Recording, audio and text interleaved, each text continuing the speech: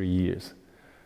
The festival has embraced education, culture, charitable works, and the purification of human hearts and minds through Buddhist practice.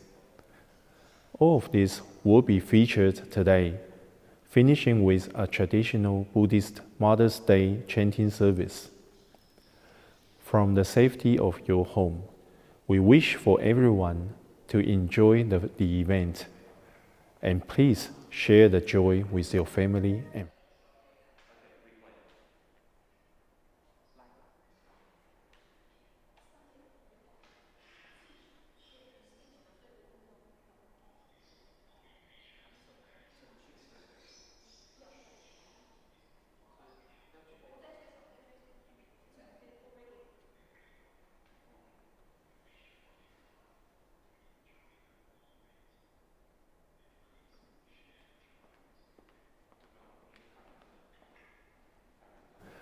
Buddha's light. Auspicious greetings.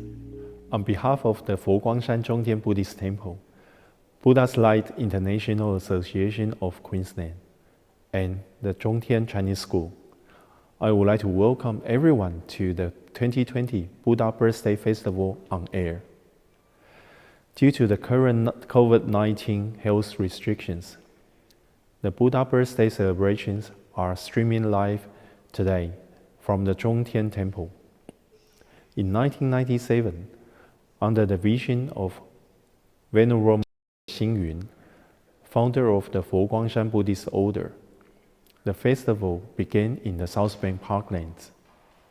My sincerest thanks to Abbots Man Wang, Venerables of Zhongtian Temple, and members of BLIAQ for their support.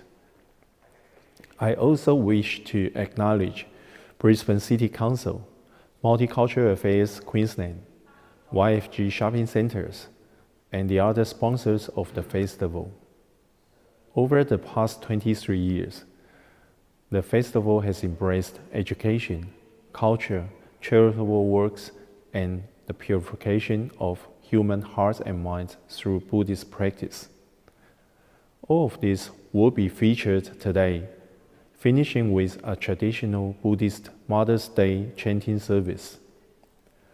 From the safety of your home, we wish for everyone to enjoy the event, and please share the joy with your family and friends. Amitofo. I'm Lord Mayor Adrian Schrinner.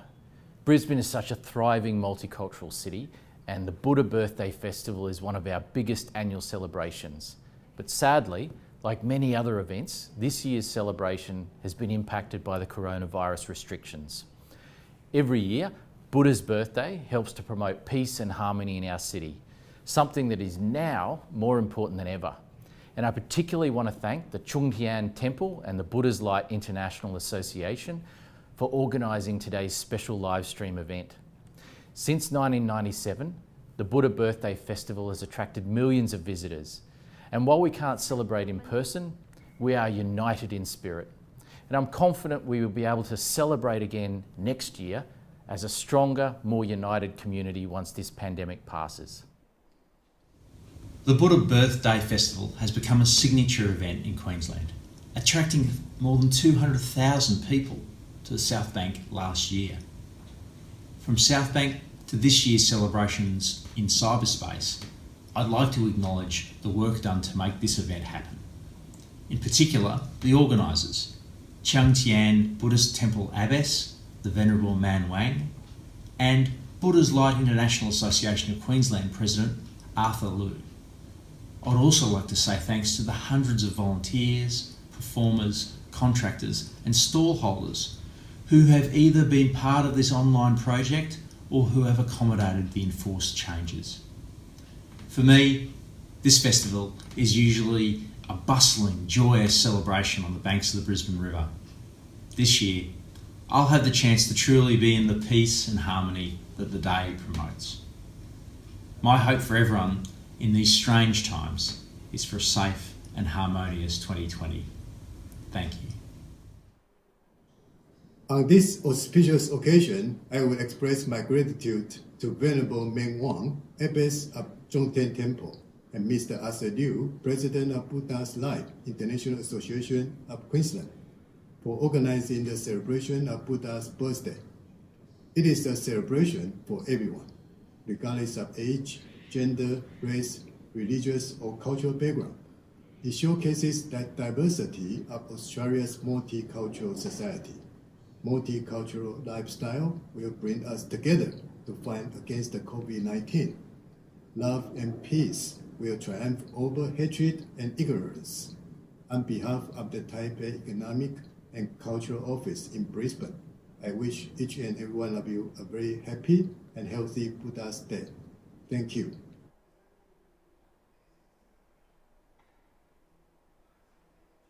各位护法居士，大家吉祥。我们今天庆祝佛诞节，2020年中天市庆祝佛诞节浴佛法会即将开始。现在为大家讲解程序。首先呢，我们迎请法师入席，问讯后五香赞。 南无本师释迦牟尼佛3遍，心经1遍，摩诃般若波罗蜜多3遍，赞佛偈，称念南无本师释迦牟尼佛圣号，祈愿文，恭读星云大师佛诞节祈愿文，佛宝赞，住持开示后呢。 浴佛偈，法师会带领大众浴佛，法会圆满。现在请大家合掌，迎请法师入席。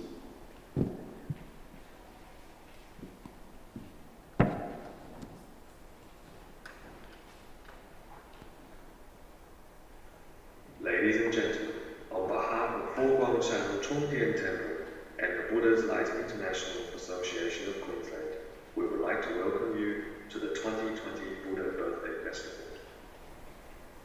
庆祝佛诞节浴佛法会，法会开始，鸣钟鼓。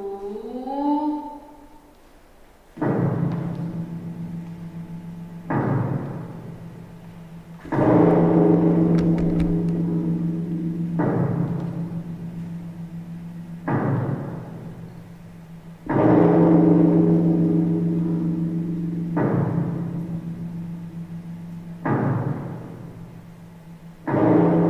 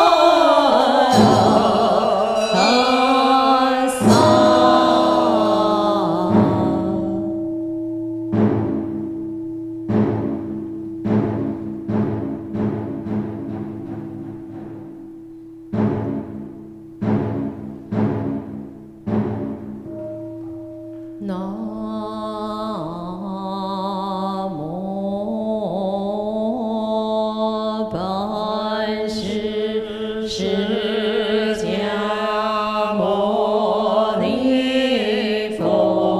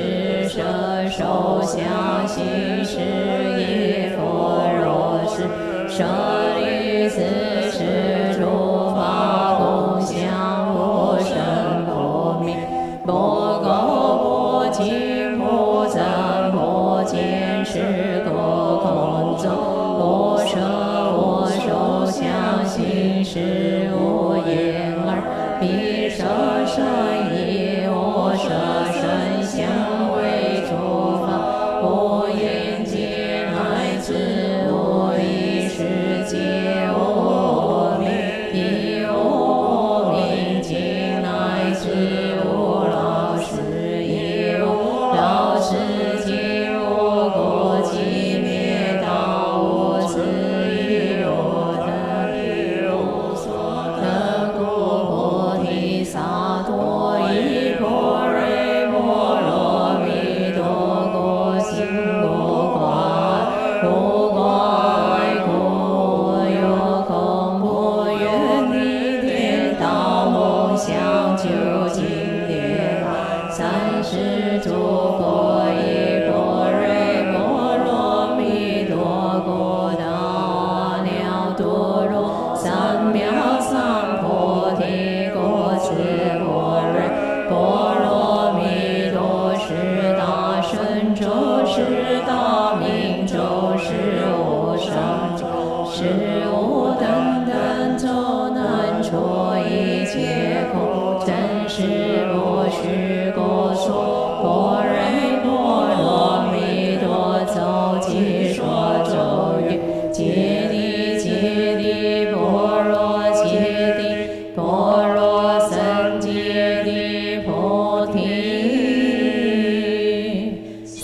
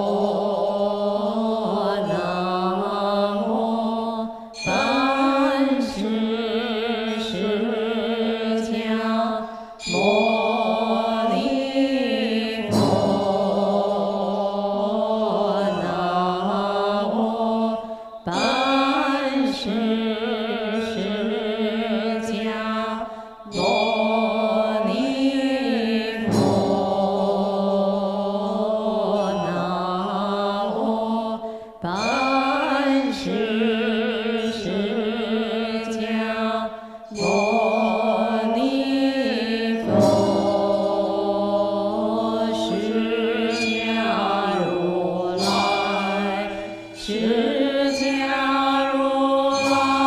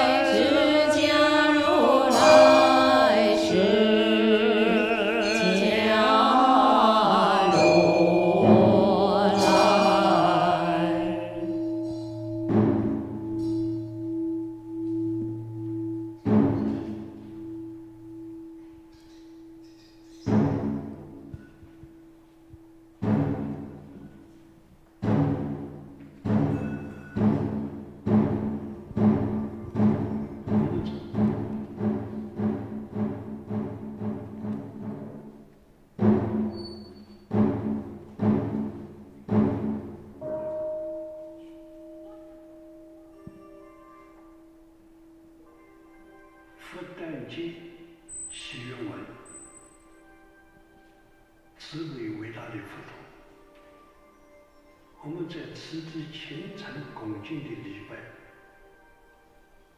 因为你诞生到世间来了，你一手指天，一手指地，发出天上地下唯我独尊的血液。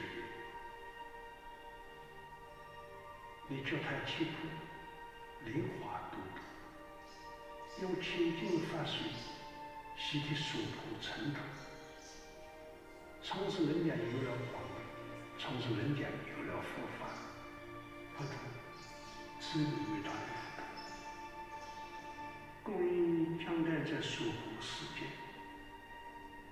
有的地方是张灯结彩，喜气洋洋；有的地方民众学习，锣鼓喧天。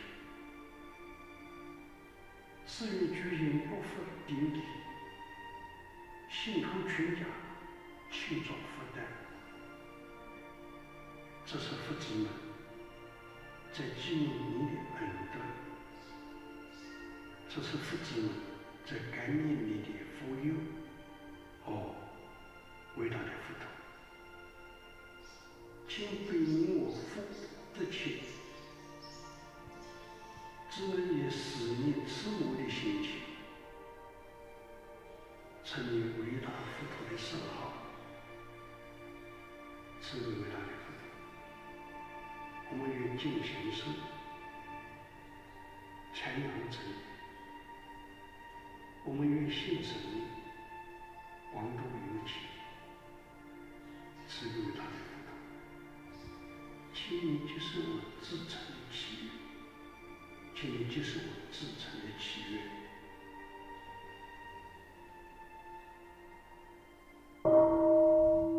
南无本师释迦牟尼佛。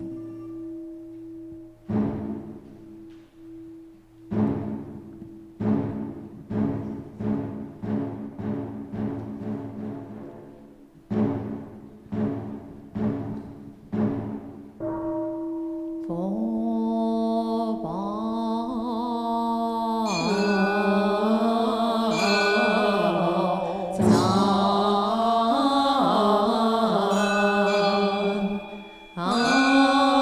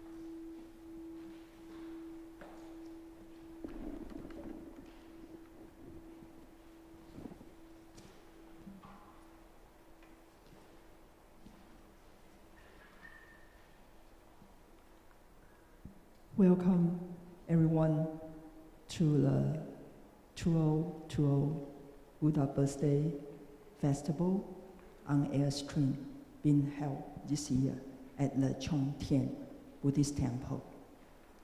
Under the guidance of the Venerable Master Xing Yun, the founding master of the Fo Guangshan Buddhist Order.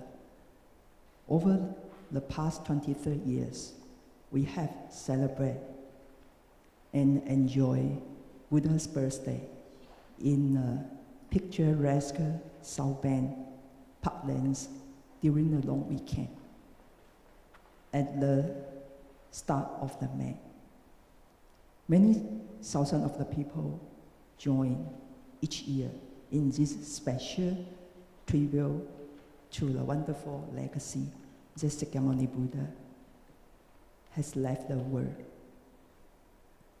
The Buddha Birthday Festival has embraced all the Brisbane's society, promoting the awesome message of the peace and harmony by following 3 good deeds, which are to think good thoughts, say good words, and do the good deeds. The festival is now an icon event of the Queensland and signature event of the Brisbane.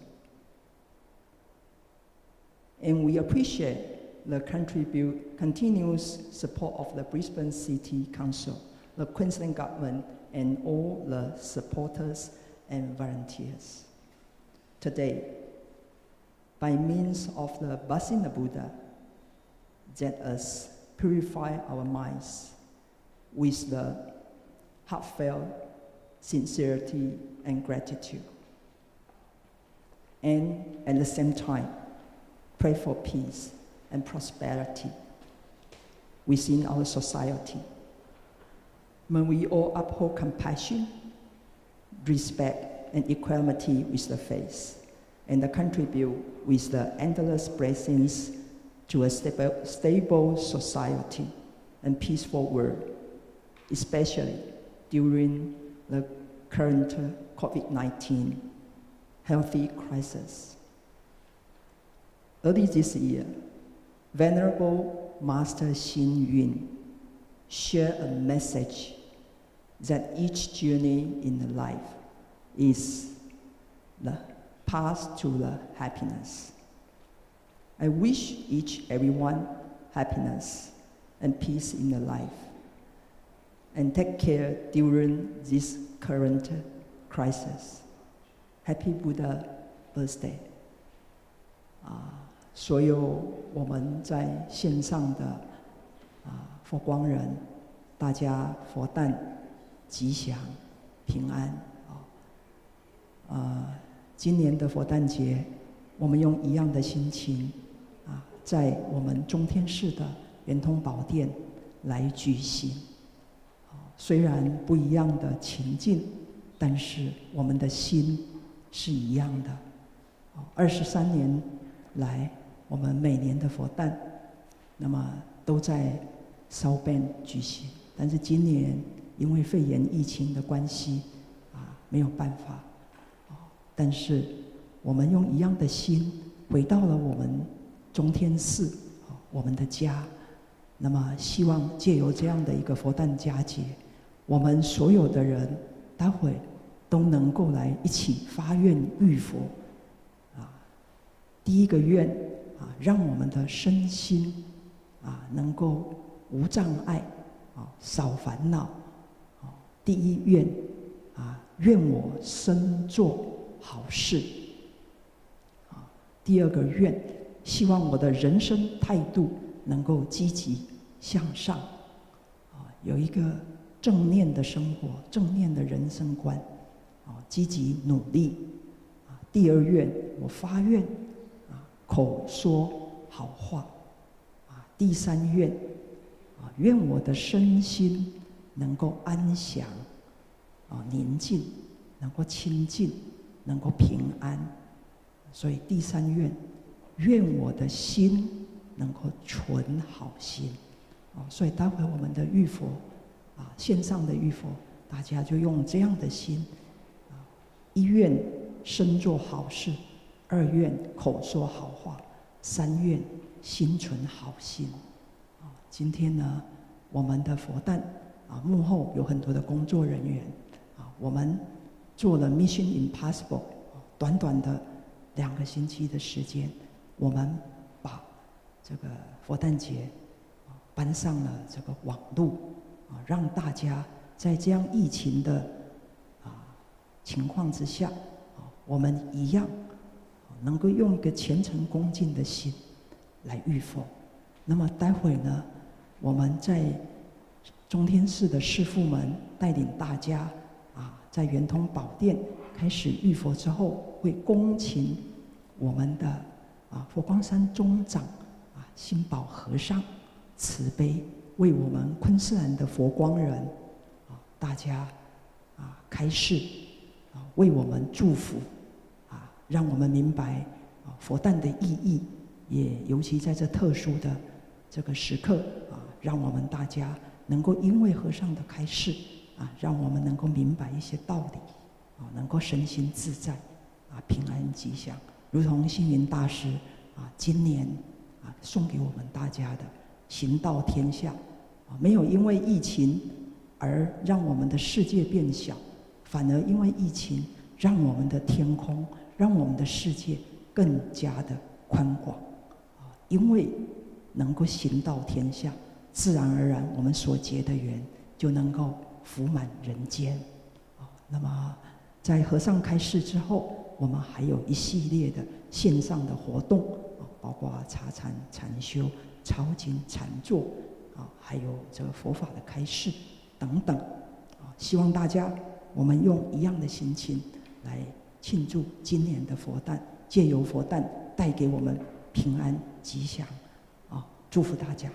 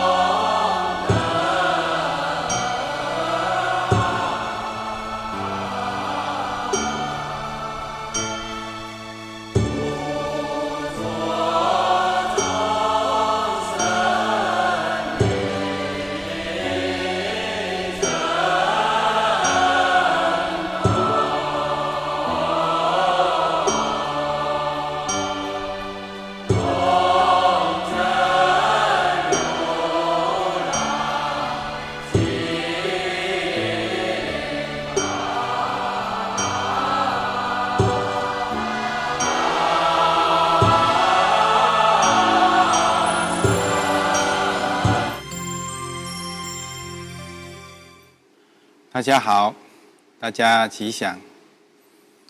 佛诞节就是佛陀降生到人间的日子，可以说在佛教界来讲是非常殊胜的一个节日。佛陀降生在印度那么根据考据呢，就是现今的尼泊尔。佛陀来到人间，看到世间的种种苦难所以呢发心立志要来修道，所以他在雪山之下修苦行，最后觉得苦行呢不能够就近，所以放弃苦行之后呢，观世间的缘起而悟道。也因为佛陀成道，那么开启了宇宙的光明，让人间呢可以有一个解脱的方法，也可以说在苦海里面呢找到了慈航。所以佛陀降生到人间，可以说对我们而言呢是非常非常稀有难得，也可以讲非常殊胜的。那么在《浴佛记》里面呢，有讲到我今灌木诸如来，净智庄严功德海，五浊众生离尘垢，同证如来净法身。我们就是透过浴佛的功德，同时呢，也让自己的身心呢得以清净。所谓清净呢，就是让心里的烦恼能够消除。世间的烦恼，比如说贪、嗔、痴，乃至慢，乃至怀疑，乃至不正见，这些呢，都会让我们在日常生活里面升起种种的烦恼，升起种种的障碍。所以透过佛陀的智慧观察，了知到要让我们生活自在，必须要去除心中的烦恼。所以在浴佛节的这一天，我们透过浴佛法会用这个法水来洗净我们内心的烦恼，让我们也能够跟佛陀一样，能够自在，能够解脱，能够身心清安。那么佛陀纪念馆呢，在往年都是利用佛诞节的前后呢，将佛舍利将这个佛雅呢请下来，让大家来礼拜。那么这一次也因为疫情的关系所以呢透过线上的祈福呢，让大家也能够感受到礼拜舍利的殊胜。舍利呢，是佛陀经过长劫以来修行六度法门所成就的。当然，这也是透过礼拜的仪式让我们能够得以透过这样的一个虔诚，来感受到佛的功德，也让我们跟佛呢一起来学习学习佛的布施、持戒、忍辱精进禅定智慧。有了这六度的功德，也就是在我们日常生活里面人与人之间能够有这样的佛法，我们就不容易生起烦恼。也因为不生烦恼呢，我们会身心自在，身心呢会法喜，身心呢会快乐。那么这一次的疫情呢，可以说让全世界非常的恐慌，让全世界非常的不安一直到目前为止，这个疫情呢还在继续的蔓延，有很多国家呢可以说到了很严重的地步，所以呢都不能够出门也就是说在生活上呢非常的不方便。甚至呢也透过疫情，也会产生后续的一些影响啊，比如说经济会萧条，甚至影响到治安，甚至呢影响到后面的粮食危机。当然呢，这个我们不希望如此，但是透过此次的疫情，我们呢也可以利用这段时间，在家里面好好的把心静下来，让我们的身心呢找到一个依靠。佛法的修行呢，是我们身心最佳的一个依靠方式。修行也可以说是我们累生累劫当中呢最吉祥的一件事情。那么透过修行，让我们身心呢可以提升，让我们呢身心呢得以更加的超越，更加的进步。所以呢，确实是一件非常吉祥的事情。就如同佛陀在印度当时呢，每年到了印度雨季的时候呢，佛弟子也是呢，在僧团里面做修行，所以也没有外出一样。所以我想，这也可以说是利用这样的因缘，做怎样的一个修行。所以疫情呢，我想我们也利用这个当下好好的把身心静下来。在禅门里面常说狂心顿歇，歇即菩提只要心静下来，就没有分别，就没有计较，心中呢一片安详，心中一片的自在。所以透过这样的一个修为，让我们启发我们内心本来与佛平等的佛性，这个是最好的一件事情。所以我们在家里面可以禅修可以念佛，可以看经典可以拜佛，做佛法上的种种思维。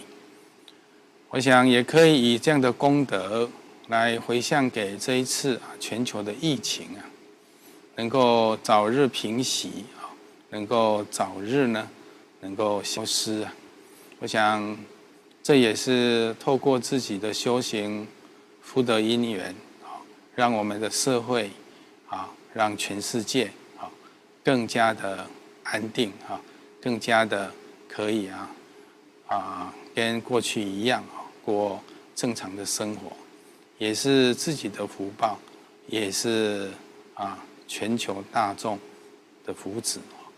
所以几句跟大家共勉平安吉祥，阿弥陀佛。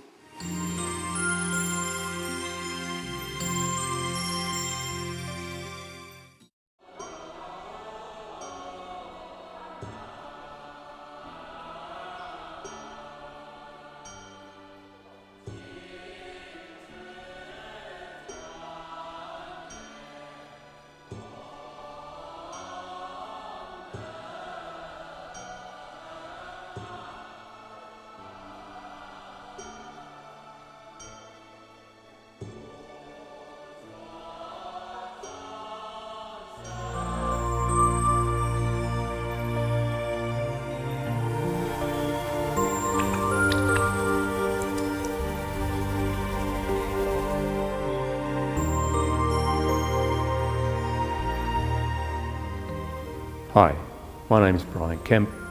I'm a member of the Buddhist community here at the Chungtian Temple. Normally this time of the year we'll be celebrating Buddha's birthday at South Bank Parklands, but because of COVID-19 we have now come back to the temple and we are celebrating the Buddha's birthday online. I'm going to talk to you about one of the main rituals that happen at Buddha's birthday, and that is bathing of the Buddha. As you can see here, we have this table set up with the statues of the baby. We take a shower to cleanse our bodies. The symbolism behind bathing the Buddha is very similar. What we're trying to do is to cleanse our minds. I'd like now to show you exactly the procedures, what we do when we bathe the Buddha.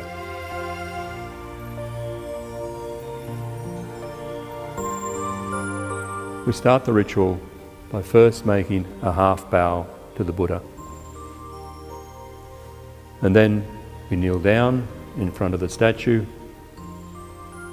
and we proceed to pour the water 3 times over the shoulder of the statue.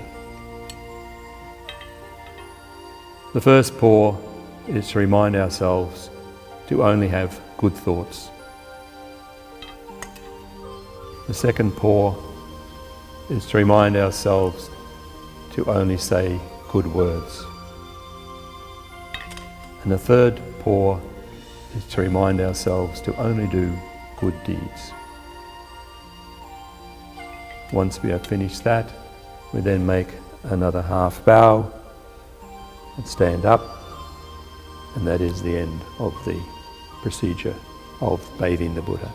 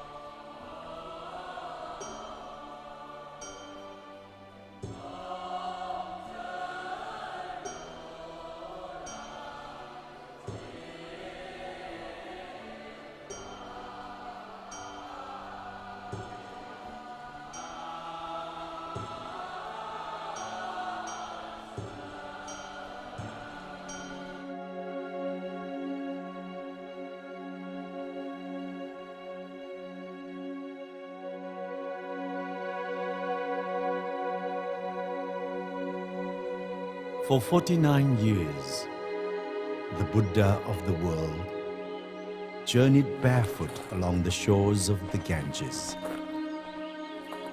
He led us in the learning of the way to liberation, guiding us through the darkness like a path of light.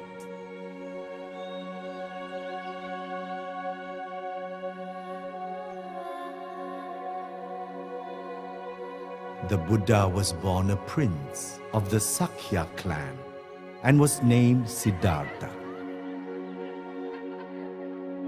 At birth, a sage predicted that he would grow up to become a great holy king who would unify the world. As the future ruler of the Sakya clan, Prince Siddhartha lived a luxurious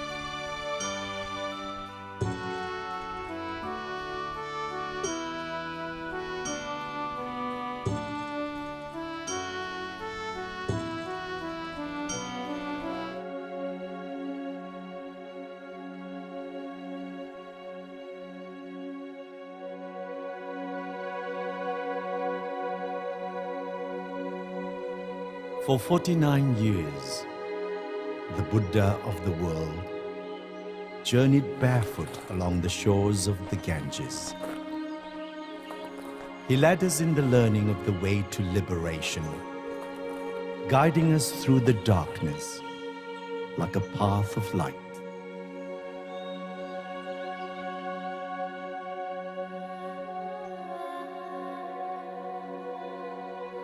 The Buddha was born a prince of the Sakya clan and was named Siddhartha. At birth, a sage predicted that he would grow up to become a great holy king who would unify the world. As the future ruler of the Sakya clan, Prince Siddhartha lived a luxurious life of comfort and pleasure in the palace. However, in search of the great way of liberation, to save all sentient beings from the cycle of birth and death, Siddhartha left the palace on a white horse. He came to a forest at the foot of the snowy mountains, and there he practiced asceticism. For 6 long years, Siddhartha endured every form of ascetic practices until he finally realized that the middle path was the answer. Cultivation is like playing a musical string instrument. The string will snap if it is too tight, or not make any sound if it is too loose. Indulgence in sensual pleasure or extreme penance are attachments. Be at peace with the middle path for achieving the liberation of body and mind. Siddhartha sat in cultivation beneath the Bodhi tree. Alone, he confronted the tortuous assailants from Mara's evil hordes.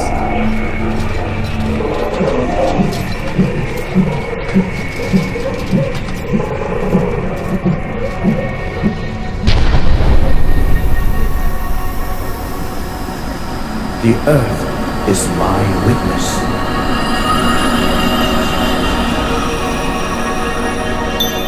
At that instant, Siddhartha was in complete tranquility and perfect emptiness.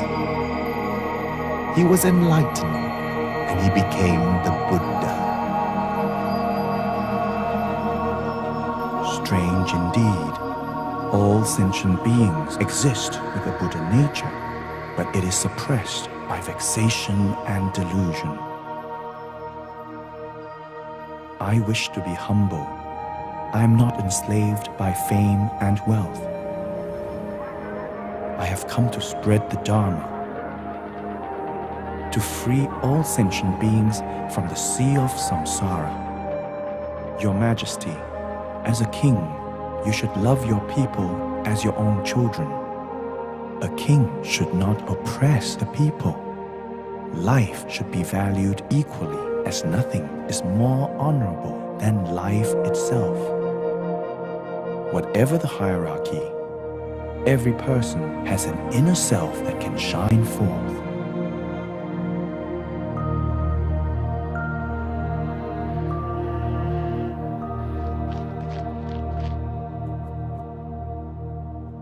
Buddha, please let go of me.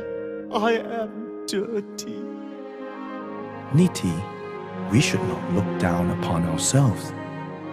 One does not become distinguished by one's birth, but by one's behavior. You clear the dirt from people's homes. I clear the dirt from people's hearts. Hence, you and I are the same. Please rise.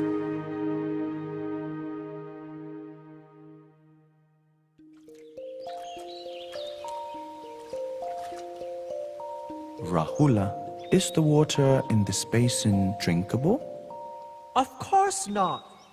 You are just like the water in this basin, essentially clean, but as you persistently tell lies, you become tainted. No one will cherish you.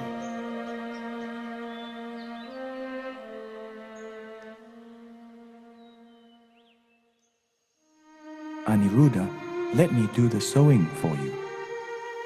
Neither the disciples nor the sentient beings have I ever considered as mine. I am but just a member of the Sangha.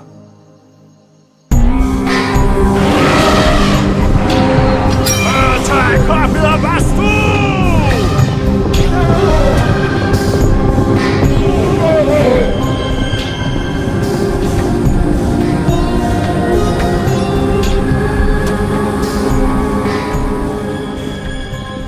World-honored one, why do you sit under a withered tree exposed to the sun?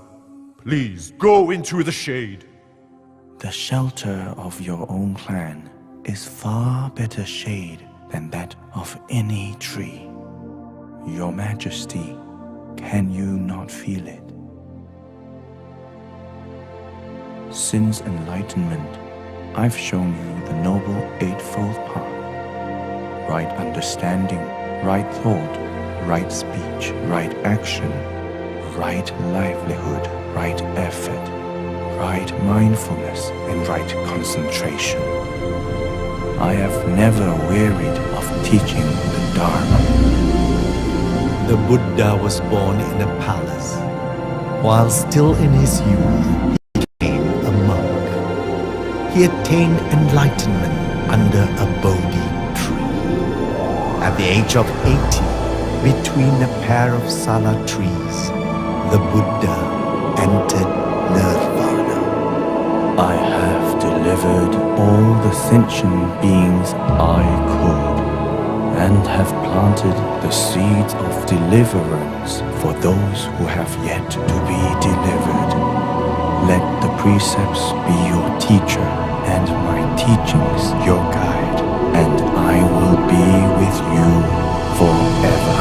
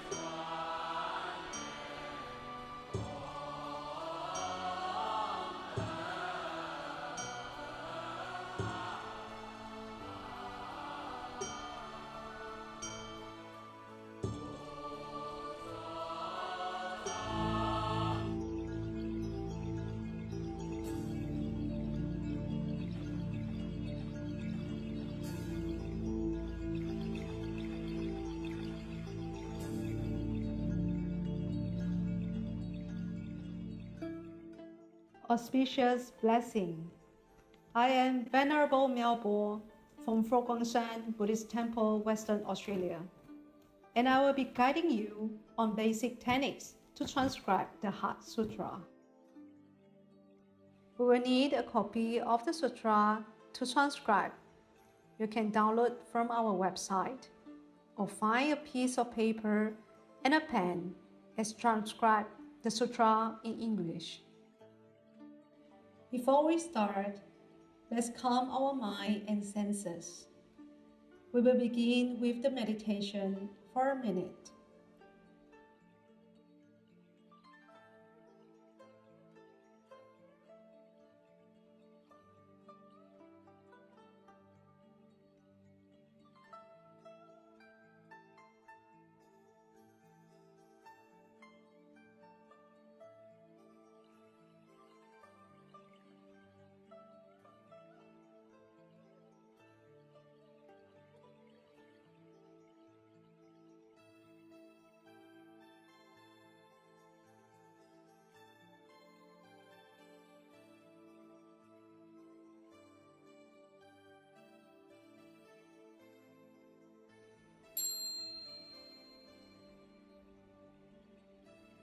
You might join me in reciting the name of the Buddha.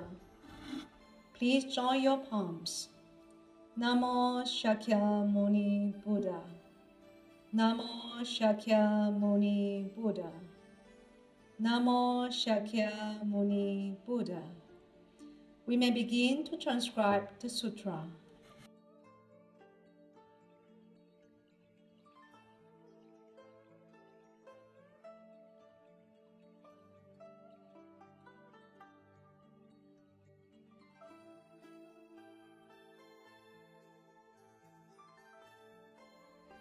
When transcribing the sutra, one writes each stroke, each letter, each word, and each sentence with a heart of utmost sincerity.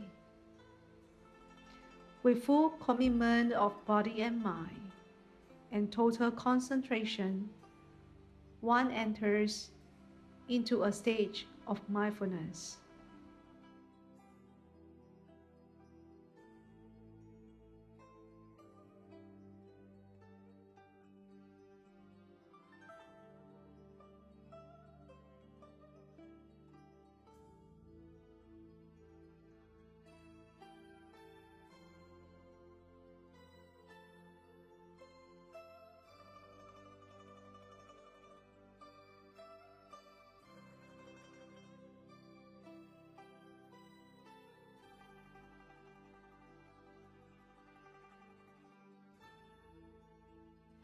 Once you complete, we will transfer the merits. It can be for yourself, your parents, friends, and your loved ones.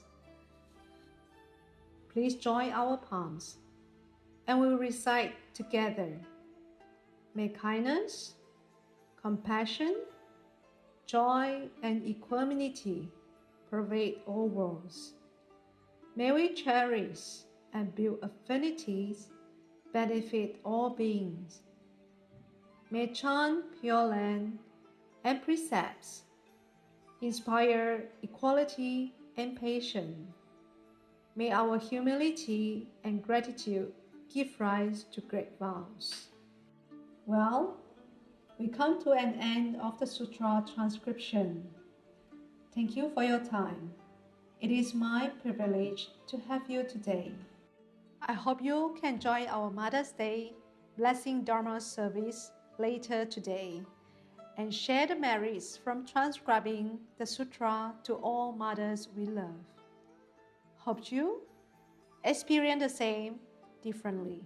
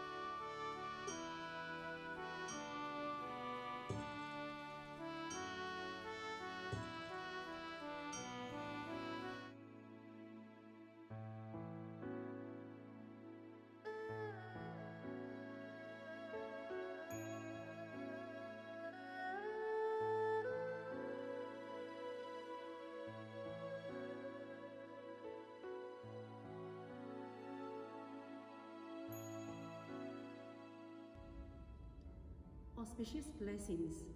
Welcome to Zhongtian Tea Chan, the oneness of tea and meditation. I'm Venerable Miaoxin from Zhongtian Temple. You would have realized these are the common items that you can find from your home. Different to the traditional tea ceremony. Before you begin, ensure that you have the following items to be ready. We will need a teapot, teacup, tea bag, and boiling water. Let's begin. First, remove the lid. Place the tea bag into the teapot.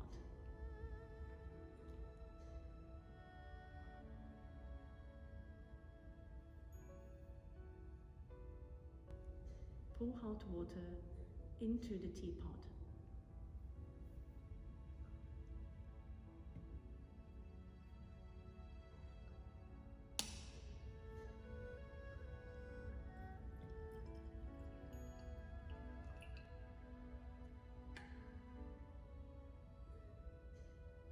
Engage your senses. Watch the color of the water changes.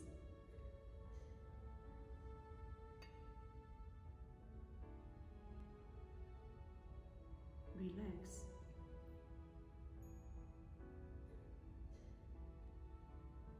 While we wait for the tea to brew. The important thing in this exercise is to be aware of every moment, from seeing, hearing, smelling, tasting, touching, and thoughts. Whenever you notice that the mind wanders away, gently return to your present moment. Now, the tea is ready. Leave the teapot and pour your tea into the cup.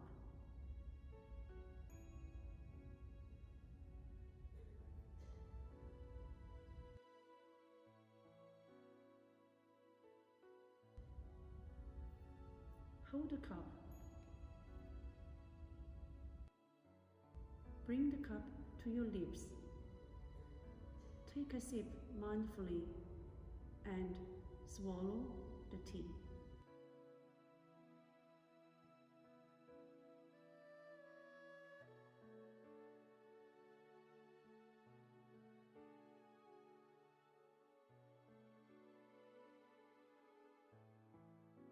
Now let us recall when you drink the tea. Did you feel like or dislike, bitter or sweet? What is your experience? Hope you can practice the mindfulness from this tea session today. Now, let's come to the end. Thank you for your time. Hope you experience the same differently.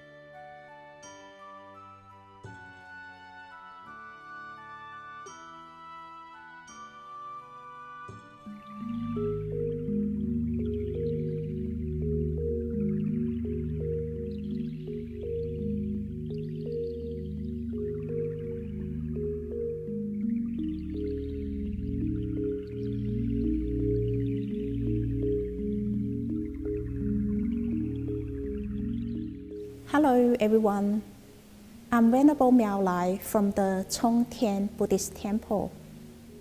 Welcome to the meditation section. Meditation is the best method to train the mind to be calm, mindful, and peaceful. When the mind is calm, mindful, and peaceful, all actions are meditative. And also through mindfulness practice, you can gain both benefits. Not only the physical benefit, also psychological benefits as well. If you can do meditation, practice mindfulness every day, and then can really gain a lot health benefits. And also through mindfulness practice, you can develop very good meditation. And as I said in the beginning, when the mind is trained to be mindful, calm, and peaceful, all actions are meditative. All actions are meditative. Now you can do, in the future, you can do walking meditation. And then you can do eating meditation, driving meditation, drinking meditation. So all this mindfulness practice can apply into your daily life. Now, let's follow some simple steps that will bring you to the very present moment, the peaceful moment, the very present moment of happiness, joy, and peace. If you can cross your legs, now you can cross your legs. If you can't, you just sit, straighten your back, and relax your whole body. If you can cross your legs, now sit on the small cushion.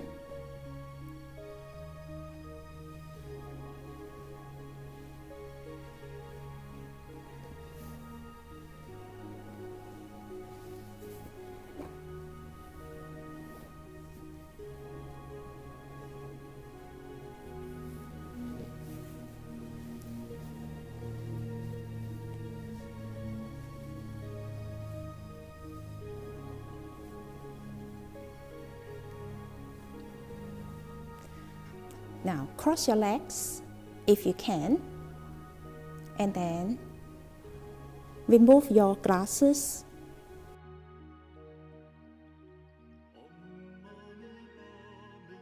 Watches or something is really tight.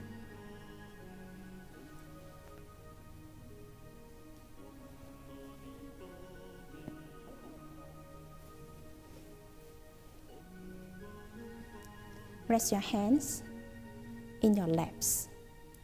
You can join your thumbs together.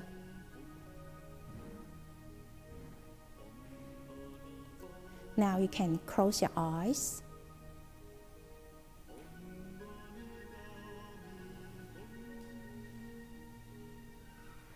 Take a long, deep breath. Breathe in, visualizing you are meditating on the bushland in a beautiful morning. Breathe in fresh air. Breathe out your stress. Breathe in the beautiful sunlight. Breathe out all your worries.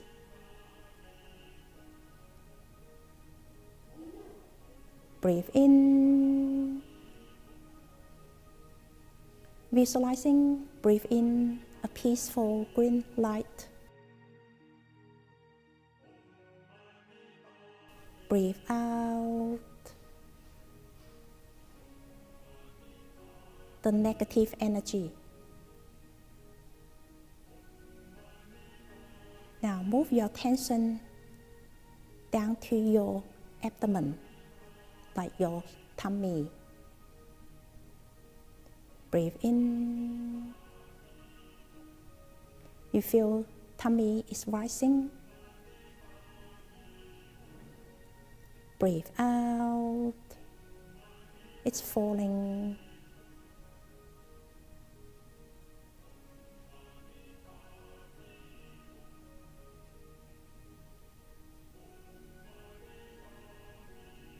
Now relax your forehead. Relax your eyebrows.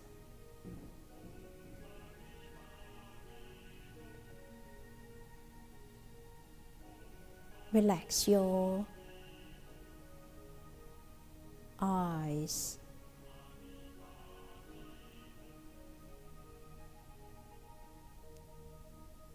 Relax your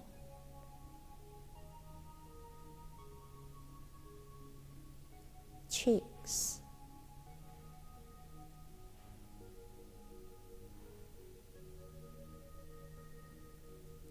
Relax your nose.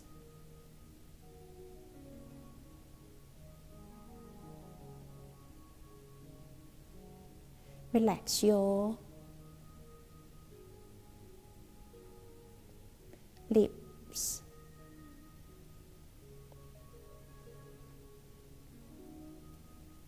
Relax your chin.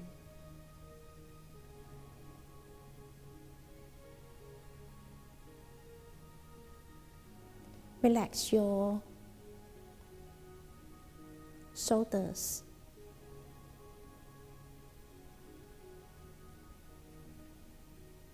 Relax your arms. Relax your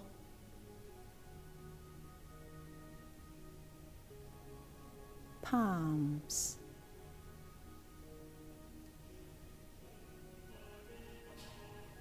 Relax your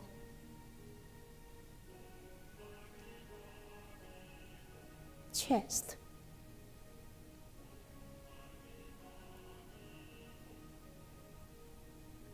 Relax your back.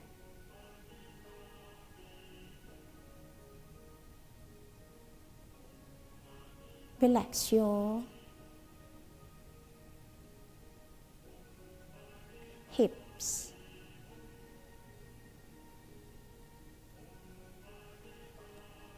Relax your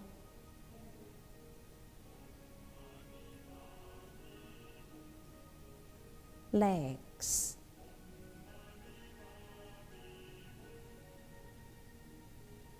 Relax your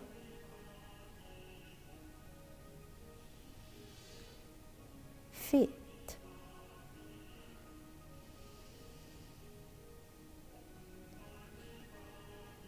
Relax your whole body and relax your mind.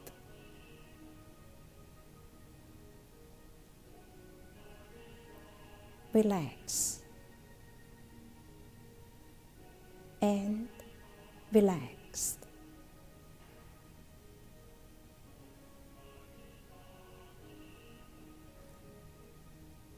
Now all your attention is on your breath. Always remember we do one thing at a time and do it well. Focusing on your breathing.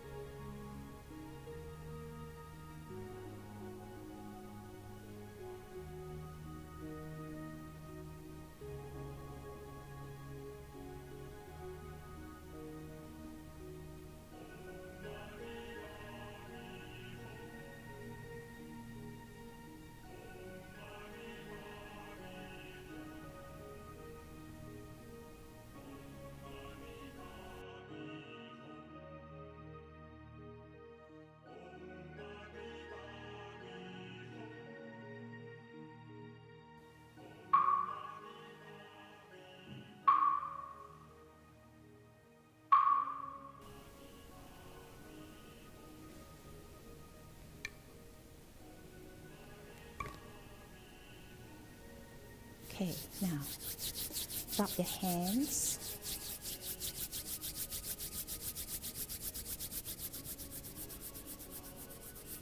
And rub your backs.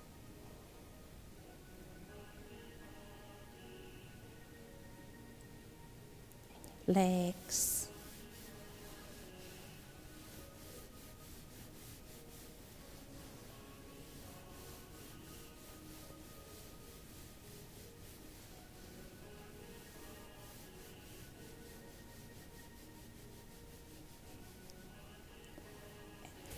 Shoulders.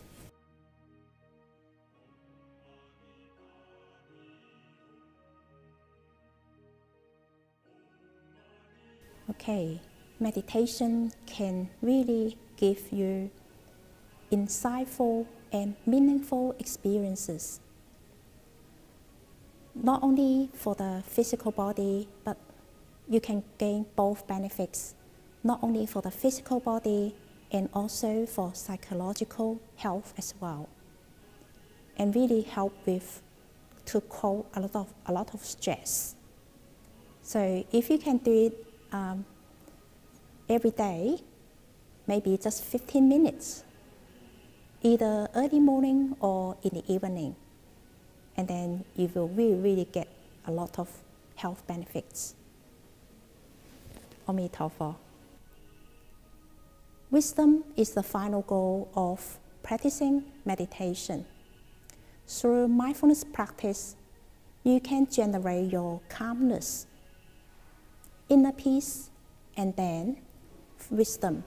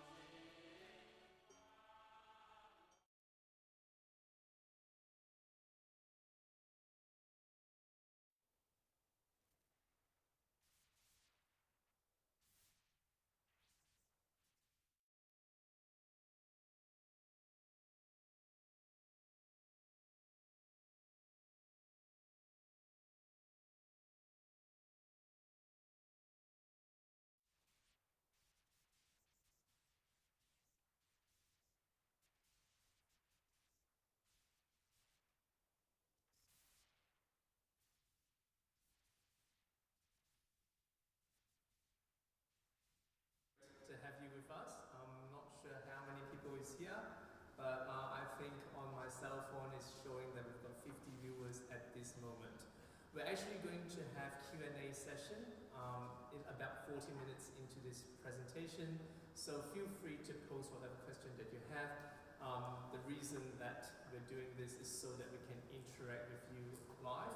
So if you want to just say hi, you can also say hi on the chat.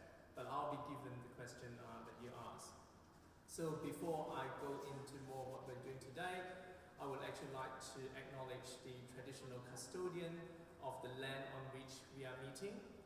And again, this is quite unusual because normally we acknowledge the land where we are at, but now I would like to also acknowledge wherever you are watching this live presentation. I would like to acknowledge the traditional custodian of wherever you are and pay my respect to the elders past and present and extend that respect to all Aboriginal and Torres Strait Islander people. This is referring to Australia. Again, if you're tuning in overseas, I would like to pay my respect to all First people at wherever you're watching this presentation online now. So, why did I pick this topic? What am I trying to say? I think before we dive into what I want to share with you today, I would like to share with you a metaphor on how I look at what is happening with this pandemic now. It's about, I think, for a few weeks or maybe a month now, every now and then I get invited to give an opinion about what do I think about things. And I always do it very cautiously because I am aware that we are in the same storm. We are in the storm of COVID-19. We're in the storm of this pandemic, but we need to be really, really clear that we are not on the same boat. As you can see in this picture, some people are on an aircraft carrier, some on some, really nice wooden classic ship. Some people is just on a kayak, and some people is just holding on a piece of wood floating in this storm that we are in. So for people who are in a better position, it's very important when we're talking about how to manage the pandemic, how to live in the era of the pandemic with a lot of awareness about the suffering that's around us. So I would really like to make this clear to you all, because, like I say, I would not want anyone to be offended. I myself have experienced hardship, like for the economic crisis in the 90s when my father lost all his asset in the share market. It was actually really, really difficult. So I guess what I'm trying to say is, whatever I say, I have no intention to offend anyone at all. So just keep that in mind. Well, now to put that out of the way, I'll continue on what I'm trying to convey today. So we're doing this online. So assuming that you're actually doing it really, how should I say, in your own space. So can you just make yourself comfortable? Like I have to do it here, so I'm not in my pajamas. But just make yourself comfortable. I would just like to invite you for just 30 seconds to just breathe and be present. So just breathe in and out and be present.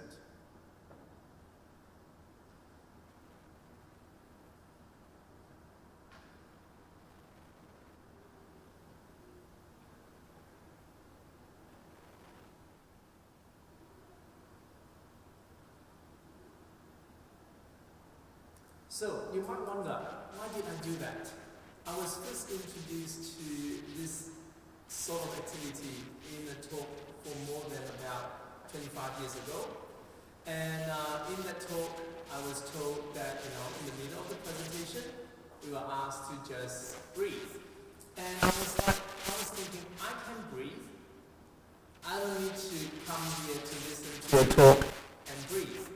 I think what I did not understand was, when you're listening to a presentation, a lot of the process that's happening is intellectual. It's an intellectual process. I would rather have a combination of practical and intellectual, because what we're experiencing now requires both. We need to have the intellectual wisdom to figure out what we need to do. We also need to have the practical application that would actually bring some outcome for us. Like for instance, I've invited you to breathe just now. Hopefully, you feel a bit more in peace comparatively. Now I actually would like to invite you to stretch. And again, this is actually fun. For me, it's fun. I'm not sure about you, because you are in your house or wherever you're listening to this. There's no one around. So I actually invite you to just gently just lift up your hands and just stretch. And take a deep, deep breath. If you want to yawn, just yawn. And release. How about we do this again? Just a deep breath in. Stretch your hands up. Breathe in. And breathe out. Okay. We do it a third time. Okay? Breathe in. Hands stretch. Big breath in, big smile on your face, and then breathe out. Okay. After doing this, if you feel that you're sleepy, it's actually a sign of your body telling you that you're actually not sleeping enough. If you feel more rejuvenated, well done. This is what I'm trying to do in this 45-minute session, is to give you something that you can actually continue to work on because we're stuck in this pandemic. Even though we can see light at this other side of the tunnel, I'm glad that I'm doing this videoing today because the Australian National Cabinet just met yesterday and the Prime Minister has already laid out the pathway out, hoping that everything will go back to some form of normal in July. That is very important.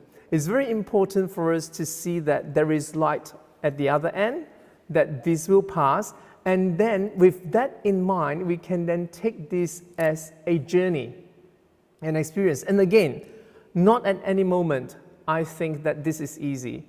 Even though my life is comparatively okay, I am impacted by the pandemic, I haven't lost my job, I'm not struggling with all sorts of responsibility because of the pandemic, but I am, or we are, aware that for some people it's very, very difficult. And for those of you who is really struggling, please, I would like to invite you to know, to put that in your mind that this will pass. If there's anything in the teaching of Buddhism, impermanence is at the core of it. That means everything changes. Like it's 10 minutes past 1 now. So in about 45 minutes, this presentation will end. When there is a beginning, there is an end. At the beginning of the pandemic, our normal life ended. At the end of the pandemic, a new beginning of our new way of life will begin. So just try to have that in mind. Now, just now I just asked you to breathe, and then I asked you to stretch. I did not give you any other things to think about. Now I would like you to breathe with this intention of thinking that people that inspires you. Because during the pandemic, it's very easy for us to feel alone, to feel that we are the only one, to feel that the world is closing in, to feel really isolated. Because I work at Griffith University, one of my roles is the internationalization lead. And I speak to international students. I myself was an international student in 2 different countries. So can you imagine if you just arrive in a new country and then you go into social isolation like 3 months into your program? That would make you feel really, really lonely and really, really crave connection. So breathing with this thought in your mind of connecting with people who inspires you, who is actually still alive and still breathing and still venturing or still going through what we're going through now. So now just give yourself again 30 seconds. As you breathe in and out, just imagine, but it's not actually imagination, it's reality, that there is this hundreds and thousands and millions of people actually breathing with you at this very moment. And some of them are people who inspires you because of the ability to overcome their hardship and challenges. Just bring that into your mind. 30 seconds. Breathe in and out, thinking that, knowing that it is a fact, that you're actually not alone. We're in this together. I'll shut up for the 30 seconds so you can keep breathing.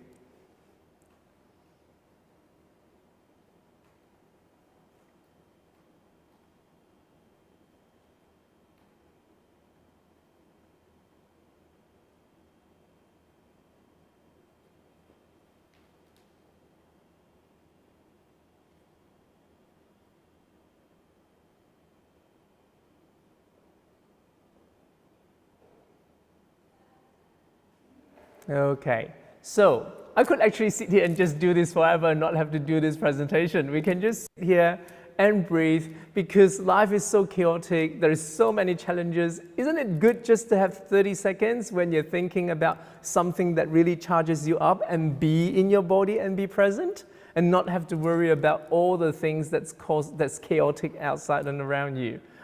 Well, we're here and we have another 42 minutes to cover the presentation, so let's get on going. I'm just wondering, is anyone leaving anything in the chat at the moment? Because I can't see anything that's being posted, so feel free to post or write anything if you want. Okay, so as I continue with the presentation, so today's presentation is about how do you apply mindfulness in a chaotic time during a pandemic. But first of all, I cannot assume that you all know what mindfulness is, so I'm going to do just a really quick explanation of what it is. Believe it or not, you've already done some of it just now. So this whole breathing in and out, being present with your body, present to your thoughts is actually the key to the practice of mindfulness. So as you can see on the slide, mindfulness is now reckoned worldwide as a very important technique to help people manage current challenges. And it's even more important when we're in the middle of a pandemic. So the definition of mindfulness, according to Jon Kabat-Zinn, is the awareness that emerges through paying attention on purpose. So that means you're paying attention on purpose. Like just now I said breathe, okay? So you draw your attention to breathing. So that is actually some sort of way of paying attention in purpose. In the present moment, and non-judgmentally to the unfolding of experiences moment to moment. That means mindfulness is being present with what's happening now with a non-judgmental thought, like you are this observer knowing what's happening. So what does this do? Well, we have to actually explain it a bit more, that in everyday life, most of the time, a lot of people, they are actually not as present. We're always racing from one place to the other, always planning, thinking. We live a lot of our life in this intellectual thinking process, but we are not really mindful or aware of what is happening in our mind. So mindfulness is a technique to allow you to do that. Why is it even more important in the time of a pandemic? Because we are all so stressed, we're all under the pump, we're all being impacted by this situation. It's very easy for us to not be aware of how we come across, not be aware of the fact that we are actually agitated without knowing it. And if you're not mindful of what's happening in your mind, it's very easy to snap. And unfortunately, with social distancing, you're actually stuck with the people that you care the most. When you're living with them in the household and not having mindfulness, that means there will be a lot of unintentional conflict. So that's the definition of Jon Kabat-Zinn of what mindfulness is. Here is another definition. Mindfulness is living in the now. Okay, I personally have a issue with, I'm not saying I do not agree with that, is that this is so cliche, living in the now, we all live in the now. Living in the now is hard work. Living in the now requires attention, mindful, present. Living in the now is not a slogan. Living in the now is not saying that I'm living in the now, but yet still operating in autopilot. What is autopilot? We'll visit that a bit later. But living in the now means that we are actually open, non-judgmentally to all the experience, including the pandemic. So for some people, I can appreciate that you say, okay, whenever I switch on television, it's all news about COVID-19. I just want to take a break. That's fine. We can get overwhelmed. We need to take a break. But then if we want to be present in everyday's life, we have to be very mindful that are we engaging what is being thrown at us? Or are we just escaping? Because mindfulness is about being present. Is being present at the here and now with whatever that's unfolding. So living in the now, it's essentially about being more aware and awake in every moment of your life. So are we more aware? Are we awake? Why did I ask you to breathe just now? Because probably before I said that, you didn't even know that you are unconsciously breathing. And I hope when I invited you to stretch just now, I bring more sensation into your body to feel more present at this very present moment. Because that is essential for us to know exactly what is happening here. So it's about intentionally paying attention to each moment, being fully engaged in whatever that is happening around you and within you. So for me, at the moment, I'm in this amazing main shrine at Chongtian Temple. I've never thought that I would have all this space to myself, and the amazing Buddha. I can smell the incense, and there's just all this color and decoration around me. When you're surrounded in an environment like that, it's very easy to be present because it's stimulating, it's beautiful.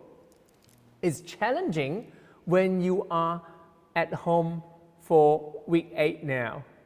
So it's very important to know that mindful presence is actually a technique that you need to practice. So by doing that, it releases you in some way from whatever that you're worried and concerned about, but bring you to this present moment. For instance, we have another 35 minutes before this presentation would end. So for these 35 minutes, if you focus on what I'm talking, you can release whatever that you're worried about just for that moment and be present at the here and now and see what it does to your mind. So it involves bringing an attitude of curiosity, acceptance, friendliness to whatever that is being experienced. For instance, at this very moment, I have a few choices I could make. I can either feel terrified and horrified about talking to a camera, pretending that I actually see you, while there's actually people next to me trying to organize what's going on. Okay? Because of that, I can either choose to be really fearful or, not knowing what to do, or, which is what I'm doing now, I choose to embrace this experience with curiosity, acceptance, and friendliness. Of course, you would say, hey, this is easy. Like you're in an amazing place. The temple just fed you yummy vegetarian lunch. Of course, you can feel, open and curious and acceptance and friendly. Yes, that's true. It is true. But you have to start somewhere. You have to start somewhere. So this is actually what we call in education transferable skills. If you're able to do this with experience that is uplifting and joyous, that means you know how it's done. When you're hit with not so nice situation, hopefully you can draw on some of the skills that you already had. For example, this pandemic. So yes, I'm actually inviting you to look at this pandemic experience with curiosity. Okay, there's all this limitation around us. There's all these people dying around us. The world is suffering. Well, the world is actually not suffering. The world is doing quite well without our pollution. A lot of lives and beings are suffering in the world. So how can we approach this? With the sense of curiosity, it allows you to see what is going on with a curious mind and try to make the best out of it. For instance, I never thought that I'm not going to work. Like the longest holiday I have taken is like maybe just 5 weeks. And I've been working from home for 8 weeks now. Next week is the beginning of 9th week, the week 9. Yep. So this is being taken away from me. How do I approach it? I can either resent it, complain about it, or be curious. Okay, I don't have to drive 2 hours a day because I live in Brisbane and I work on the Gold Coast. Wow. No driving for 2 hours a day. I save petrol. Not much saving now because the oil price is so low, but I still save petrol. I save the money for the toll. I save walking to the car park. So suddenly, I was given back 2 hours of my life. So by embracing that, what can I do with that 2 hours? And when I'm approaching this situation, how can I try my best to be friendly about it? We can be angry and resentful and unhappy. And in some situation, you should feel that. I'm not saying that you shouldn't, because I cannot imagine how the pandemic impacted you. If it impacts you really badly, yes, you have the right to feel all those negative emotions. Having felt that, acknowledge that, is there any room for you to open up and see what next? What's happening now? How can I do this differently? So curiosity, acceptance, and friendliness to whatever that's being experienced, rather than habitual patterns of judgment and criticism. But do not judge yourself if you're judging, and do not judge yourself if you're criticizing, because, hey, that's life. Things happen. We are animal of habits. We tend to do things the way that we're used to.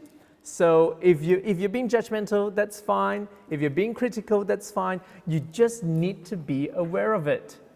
You need to be mindful of it. You need to be present to it. Because there's nothing worse than having bad behavior and not having awareness about it. Once you're aware of it, we can do something about it. So being mindful is about being present, knowing what's going on, what's happening around you, and sit in that experience, allowing that openness to give you that awareness, and then, hopefully, different action will arise. Because in the past, we actually never allowed that to happen, so we go from one thing to the next, one thing to the next. Our life and our mind is always jam-packed. Our mind is full, so there's no room for wiggling. Whereas mindfulness is actually emptying your full mind and allow yourself to arrive at the present moment. And how do you do that? You do that, as you can see on the slide, through your body. Why? Because the mind is always either in the past or in the future. But your body is in the here and now. For instance, at this very moment, I just need to take a deep breath. The amazing fragrance of the incense goes through my nostril and inform my brain that, wow, this is an amazing place. So through my body sensation, I am here. That is actually very important, because when we are overwhelmed or when we're hit by things that we do not like, it's very easy for us to spiral downwards and get caught in all these negative thinkings and emotion. I'm not saying that there's no place for that, because being mindful means you have to be open and acceptance of what's happening. It's just very important to then to be able to identify that yes, something bad had happened, but our continuous ruminating is our own action. Whatever that's happened is already happened. If you're able to use your physical body to bring you to the present moment, then you realize that there is this space that you can create for you to decide what to do. Like for instance, again, at this very present moment, I can do two options. One is I would think that, what am I doing staring at the camera talking as if that someone is listening on the other side? Or I could embrace this experience and say, yes, maybe that's someone over there. If there's no one there, I'm still having a great time. So whatever happens to you at every moment, there is always multiple choice of what you want to do or what you can do. And while you're faced with those multiple choice, it's very, very important to be mindful so that you can open up that space for you to make those decisions. So that's where we enter into the metaphor of the empty room. Unfortunately, our mind's room is never empty. So the empty room metaphor means that at least by being mindful, as if that we're opening up this room, we know what is coming in, we know what is going out. Most of the time, we're not in control of our own mind's room. We have no idea what's going on. We just allow things to randomly trigger us. We react to things and we're so busy. We go from reaction to reaction to reaction to reaction. The mind's room is totally chaotic.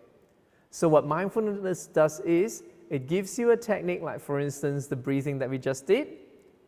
If you just focus and anchor yourself in the breath, suddenly you're aware of how crowded your room is. If you do that long enough, it starts to open up this space where you can actually start to experience that, okay, I am feeling really pissed off now. Or I'm feeling really angry now. or I'm describing all this negative experience, I'm feeling whatever negative experience that is now. It gives you the opportunity to then ask, what happened? Well, because that person said something and I didn't like it. Well, why allow that to impact you? Why allow something that happened to then result in your emotions spiraling down? If you're able to step back and allow your mind space to open, you can see that, oh, someone did something, I'm having that reaction. Remember the definition we talked about just now? Non-judgmental and openness. So you do not fuse yourself with whatever that emotion is. You acknowledge a thought as a thought. Oh, I had a thought of piss-offness because of someone saying something. Back to my breath. Back to my stretching. Back to whatever that I'm doing in my body. Then another thought might come in. Oh, that's another thought now because of something that's happening. I'm open to it, non-judgmental, just allow it to be there. So by doing that, gradually, you open your mind up and you have the space, more inner space, to deal with all the chaotic things that's happening in your life. It's especially important when you're in a pandemic because we are all very, very stressed. Don't get fooled, I look happy, but I am very stressed. The good news is I am aware of how stressed I am. It's only bad news if you're not aware of it and continue to go on in life thinking that everything is hunky-dory, which it's not. So, the empty room is the metaphor.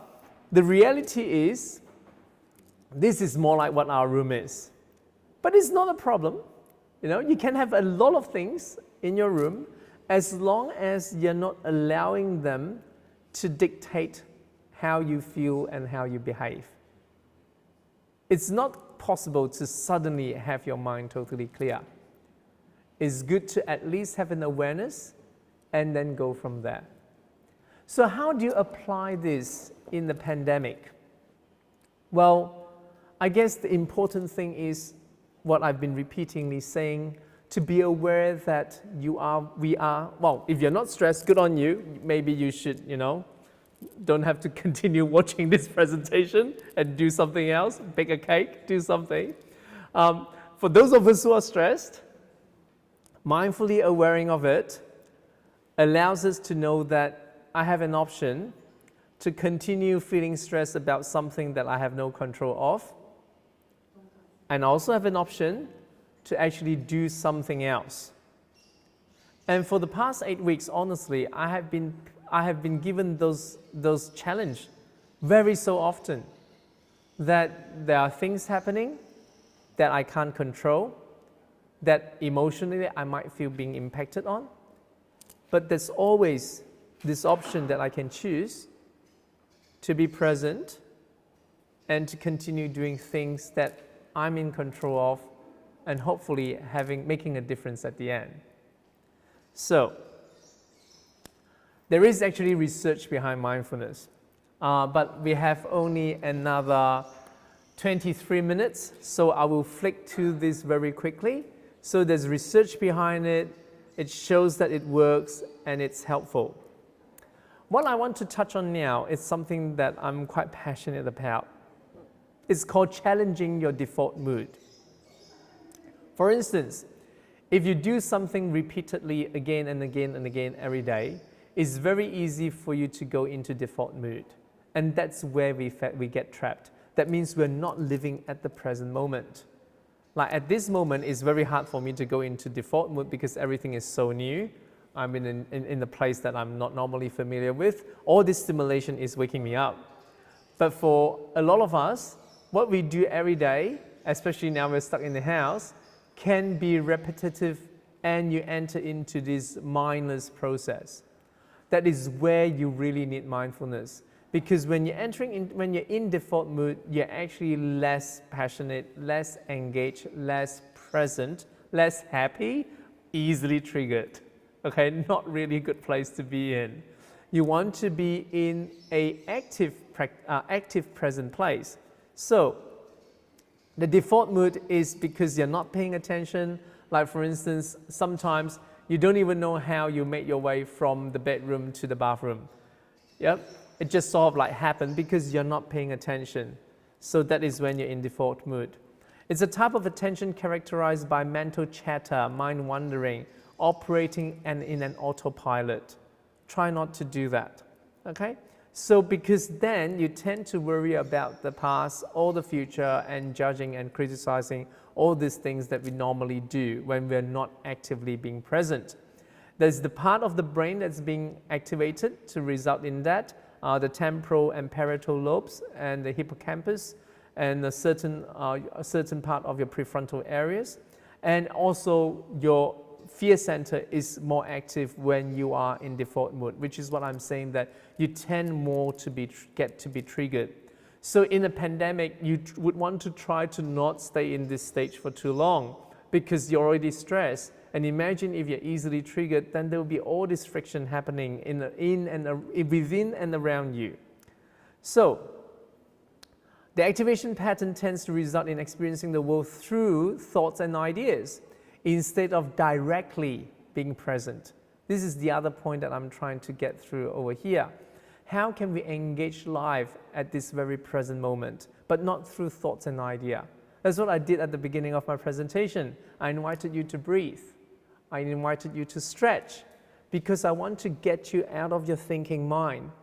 Yes, there is a lot of good in intellectual thinking, but there is a lot of lacking in physical movement and engagement too. You literally can't really think your way out of things. You need to act and get out of it. So you might get an idea, but sometimes when you're stuck in a certain emotion, body movement is actually very important. I see that really happening in Australia during this pandemic era. I never knew that there's so many people that's into exercise. A new habit that I have now is I get up actually at 5:45, if I can, most of the mornings, and to do some exercise while the sun is coming out. And I'm surprised at that hour of the day, there's actually a lot of people on the footpath doing the exercise. So that is important. Exercise is one of the ways to get you out of the default mood.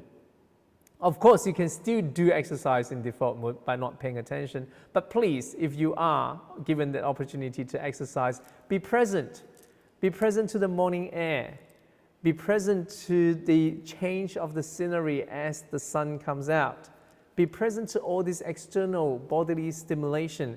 If you recall one of the slides that I had earlier, your body is the key for you to live in the here and now.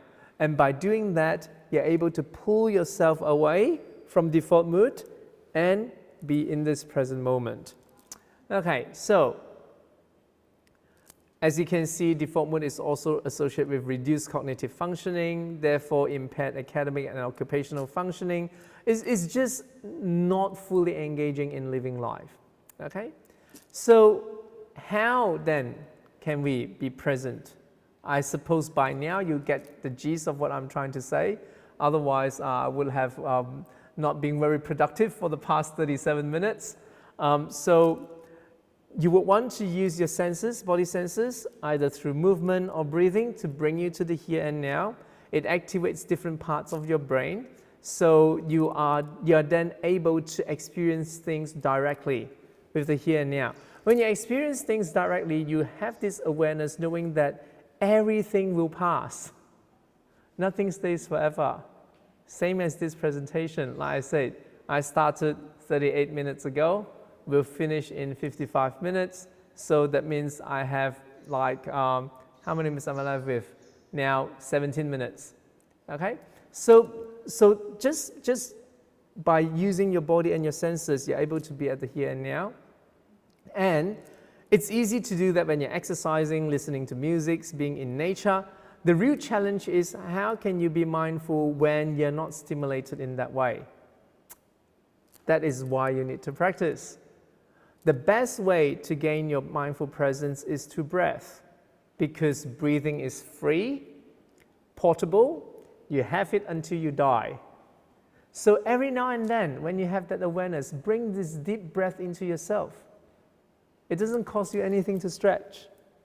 Just stretch up, down, stand up, have a walk, stretch your legs, go and make a cup of drink, stand at the window, look outside, be present to the nature that's outside. Be present to the breeze that's blowing on your face. Create that inner peace in you, because yes, we live in a very chaotic present. So much happening, so much suffering, so much challenges. It makes it even more important for us to be able to be present and create that inner stability, because your inner stability is what that will sustain you. So, this is Buddha's birthday. Instead of just talking about mindfulness, I have to talk about the big boss, Buddha. Buddha is the master of mindfulness. When Buddha first got enlightened, his realization is everybody have that ability to see the reality. That's the first thing that he said when he got enlightened. He said, wow, all beings in this world have Buddha nature. They have that ability to see the reality. So if you have heard of this before, congratulations. If this is the first time that you heard about this, congratulations. Yes, we all have that ability to be the master of our inner world. So if you hear me correctly, the master of our inner world. I didn't promise you the external world, because the external world is controlled by so many moving factors. We can't control the pandemic. We can only do what we can to be part of the country, which we are really successful in Australia, to flatten the curve. So you can be the master of your inner world. You just need to practice. You just need to know the ways to do that. Of course, in Buddha's teaching, there's all these other things that's very useful. Buddha talked about impermanence. So impermanence, when in a normal everyday life, people can be a bit fearful about it, thinking that, I want things to go on forever. We're supposed to be together forever. Good things should not change. Unfortunately, that's not the deal. We live in a world, our reality is impermanence. And this pandemic is a really good example of that. How everyday life that we lived in, we see that as being normal. We are so used to it, we actually think that it's solid and unchangeable. Unfortunately, that's not true. And COVID-19 did that, woke us up collectively. So what are you going to do with that? That you're now being waken up. It's time to practice mindfulness. It's time to be present. It's time to apply simple skills like just breathing. The other thing that I might touch on very quickly, loving kindness meditation. When you're doing mindful breathing, bring into your mind's eyes the people that you love and deliver that loving thoughts to them. Tomorrow is Mother's Day, so you can give yourself a treat. Do a loving kindness meditation on Mother's Day today. Think about the love that you received. For those of you who doesn't know who your mother is, or circumstances that resulted in that you cannot relate to that, in your breathing in and out, think of people that have showed you kindness and love and compassion. And when you're doing that, allow yourself to have that loving kindness going towards that person. And you gradually broaden that visualization from an individual, like starting with your mother or someone that you love dearly, to other people that you care about, to people that you know, to all these other beings, and including the people who gave you a hard time, because yes, people can do horrible things. They have their own struggle. I'm not saying that you forgive them. I'm saying that you be present to them, and if possible, offer them loving kindness thoughts. Then you spread it out to all the beings in this world. It's a process that you can do in 3 to 5 minutes. And if you're able to practice it constantly, at the end of that 3, 5, 10, 15 minutes, you're able to end up in this state of mind, being reminded of how loved and supported you are. It's something that is going to have great benefit if you're able to practice that constantly. So now, I've got 1 more minute before we enter into Q&A. I'm not sure if anyone asked any question. Can anyone help me? Is there any question in the live stream that has came up? So we've got 10 minutes to do that. I appreciate your questions. Oh, people are actually, yes. Okay, so this question is not that much about mindfulness and pandemic. It's more about death and dying. So it's actually asking the importance of having religious belief. He said, the question here is, do we need to believe in something before we die? If we do not believe in something, what happens to our soul or our spirit, or in Buddhism, our consciousness after we passed away? Well, it's a very interesting question, because as if that if you believe in something, then it becomes true. If you do not, then it doesn't. So I guess it's really up to each individual whether you need to believe in something or not. When it comes to belief system, it's something very personal. Like, I am a Buddhist. I was born a Buddhist. When I grew up, I started to read more Buddhist texts. I apply Buddha's teaching in my everyday life and find that very, very useful. And hence, I believe in Buddhism. But that doesn't mean that you need to have a belief system. You just need whatever you need to live life. If you live life not thinking that religion is of any relevance to you, then you do not have to have that. Then the question comes, then what happens after I die? Well, I can't answer that. You would have to find that answer yourself. What do you mean that I can't answer that? Of course, I have my view on what life after death is. Well, being a Buddhist, I believe in life after death, but that is my belief system. So if you're concerned about what happens after you die, you will need to seek out that answer. And if that doesn't bother you, that you just live life, if you die, that's the end of everything. If that's what you subscribe to, that's fine too. Because we are only responsible to ourselves in how we think about life and how we live life. Is it important to have religious ceremony for people who passed away? This is actually similar to that first question. I would say that it's only important if it's relevant to the person who died. And it's also relevant to the people who is alive, whatever they do, if they feel that that is going to help the other person. But this only exists if you do believe that there is life after death. So again, we're back to the first point that it's up to you to decide what you want to believe in. In my belief system, yes, there is life after death. Yes, we have ritual, which I personally think that is a really good thing to facilitate people through stages so that they're able to process their emotion. But that is my decision, and that is what we practice. And for you, you actually have to figure out your own way. Okay, so next question. Would you like to discuss a little about coping with persistent triggers of distress, like a narcissistic abuser? Well, thank you very much for sharing that. And I'm really, it's not even the right way to say that it's a really good question, because obviously someone is being abused in this process. And we are aware that domestic violence is an issue already in Australia and around the world. With social distancing, it just became even more pressing because you're stuck in a household with people that you do not get along or you might not want to be with 24/7. So how do you cope with that? I think it's a very complicated situation, because do you need to cope with it? Is coping your only option? Is it actually time for people to seek help and to leave the abusive situation?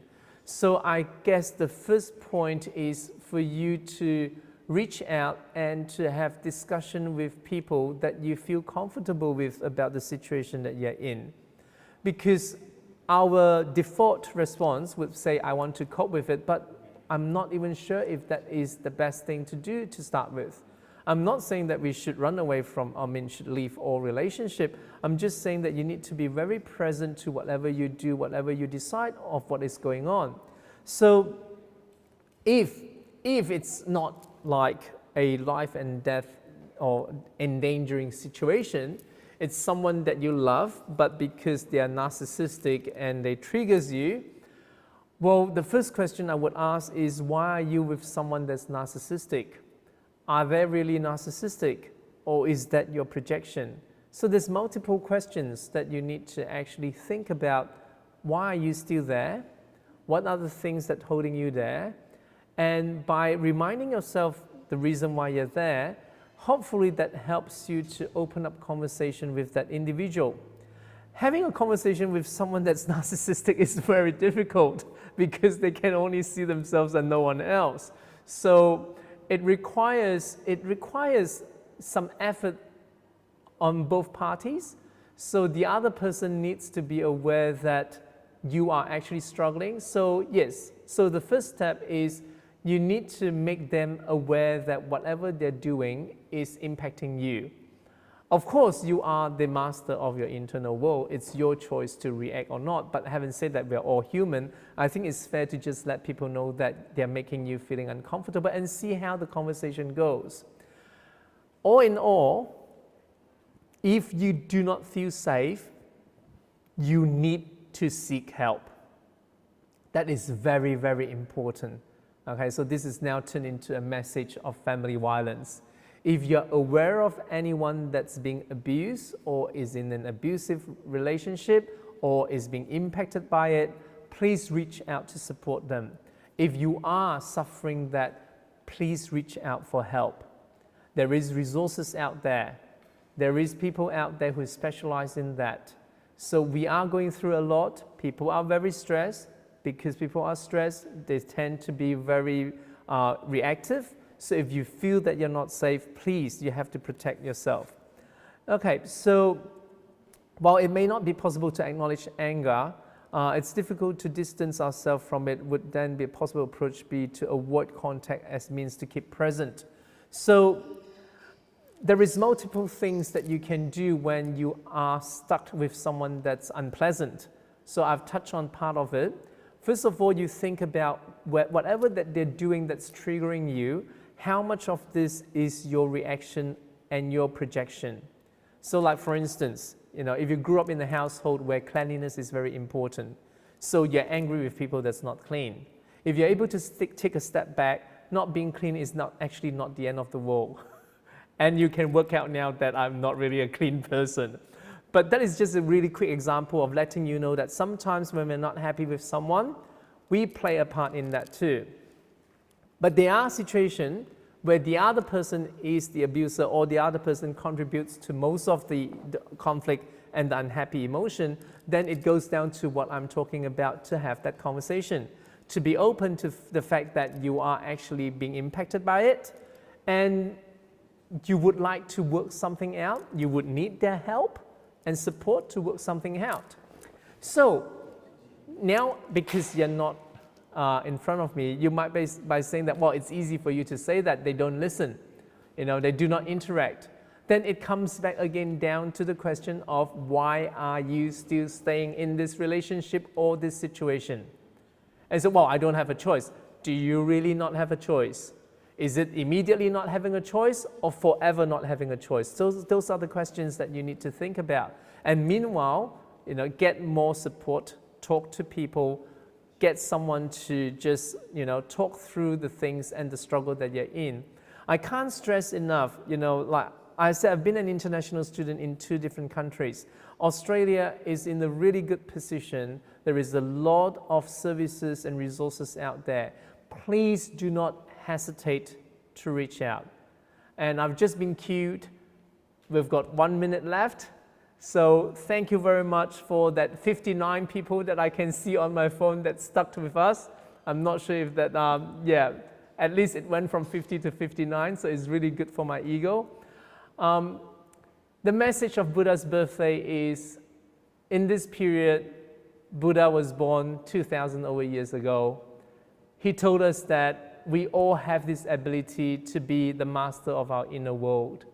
So in Buddha's birthday, we bathe the Buddha.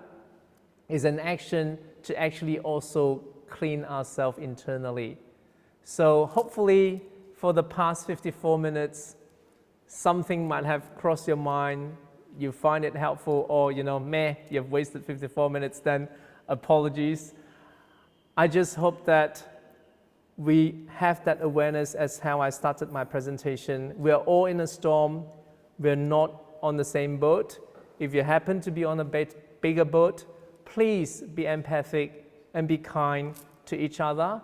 If you are really impacted, please reach out and get help. And all in all, I thank you for your attention, and may all be well, may all be well, may all be well. Take care, and thank you.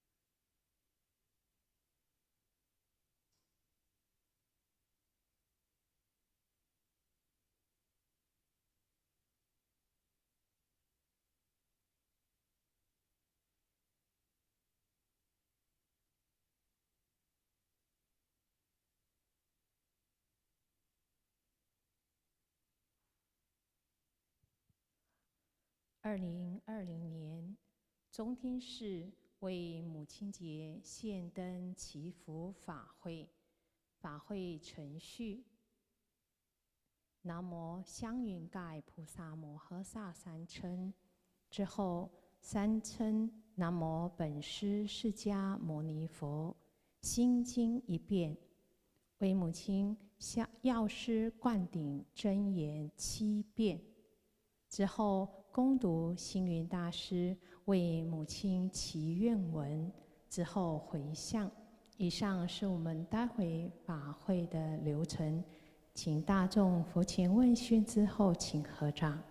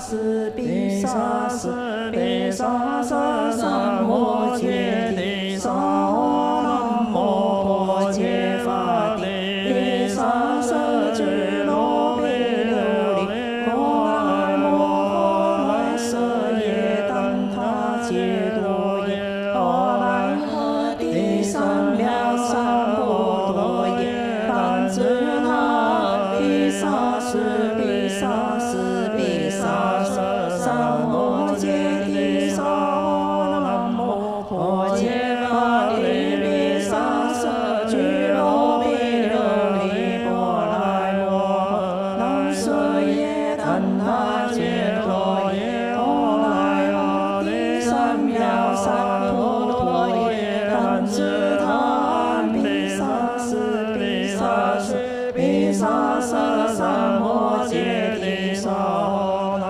摩婆揭伐帝比萨斯俱罗比琉璃波来摩来舍耶当他揭多耶阿来诃帝三藐三菩提耶当知他比萨斯比萨斯比萨斯三摩揭谛萨南摩婆揭伐帝比萨斯俱罗比琉璃波来摩来舍耶当他揭多耶阿来诃帝三藐三菩提耶当知他比萨斯比萨斯比萨斯三摩揭谛萨南摩婆揭伐帝比萨斯俱罗比琉璃波来摩来舍耶当他揭多耶阿来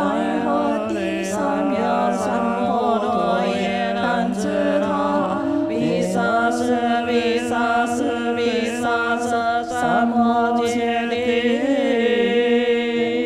萨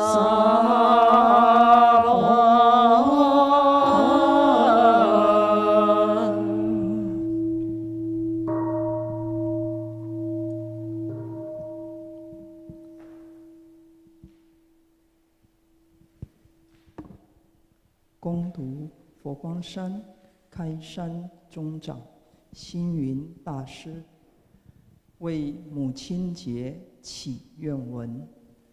慈悲伟大的佛陀，今日新逢母亲节，请您接受弟子们为父母的祈愿。慈悲伟大的佛陀，我的父母年长了，他们为了家庭，为了子女，数十年来的付出，却从未要求回报。今日我要把孝心奉献给我的父母，请求佛陀您的正蒙加持。我愿以我的生命，我愿以我所有的一切献给我的父母，让他们健康长寿，让他们欢喜自在。慈悲伟大的佛陀，我要在您的座前向我的父母告白我的心情。我最敬爱的父母啊，是你们的血乳赐给我摄生，是你们的爱心孕育了我成长，是你们的辛劳换来我所有，是你们的鼓励陪伴了我一生。我最敬爱的父母啊，请原谅我当初的无知任性，带给你们伤心痛苦。请原谅我当初的蛮横叛逆，带给你们牵挂失望。我最敬爱的父母啊，感谢你们的爱心与忍耐，让我今日才懂得感恩回馈。感谢你们的呵护与宽谅，让我今日才懂得慈悲柔和。感谢你们的包容与教导，让我今日才懂得明理守分。感谢你们的尊重与体贴，让我今日才懂得圆融平等。慈悲伟大的佛陀，父母之恩，天高地厚，要祈求您佛陀加持我的父母，远离老病的恐惧，远离灾难的遭遇，远离人世的烦恼，远离怨家的陷害。更祈求伟大的佛陀，您慈悲加倍，让我有力量为人间奉献，让我有真诚为大众服务。我只想以此于诚，回向给我的父母，能够护持三宝，亲近善友，能够深入佛法，受人爱戴，能够业障消除，身心和乐，能够福慧增上，吉祥安康。佛陀，容我再一次地祝福我的父母，愿在您的佛光加倍之下，无量寿，无量福。慈悲伟大的佛陀，请您接受我虔诚的祈愿。慈悲伟大的佛陀，请您接受我虔诚的祈愿。南无本师释迦牟尼佛。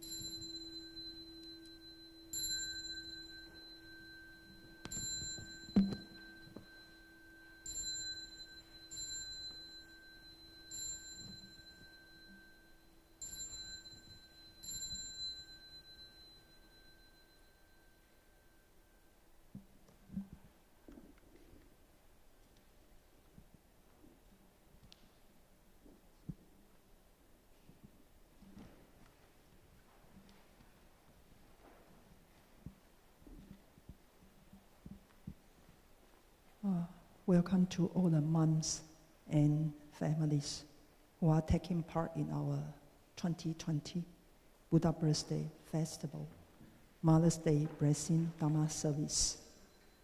Today, it is fitting that we celebrate Mother's Day as part of our Buddha Birthday celebration, as Venerable Master Xing Yun reminds us how appreciate our mothers are.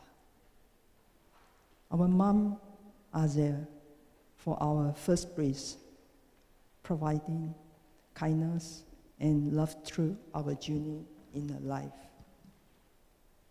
Moms educate us, teaching us to be good and considerate of others. Our moms support and protect us, providing nourishment with the food and love. Moms show us compassion and share their joy and happiness.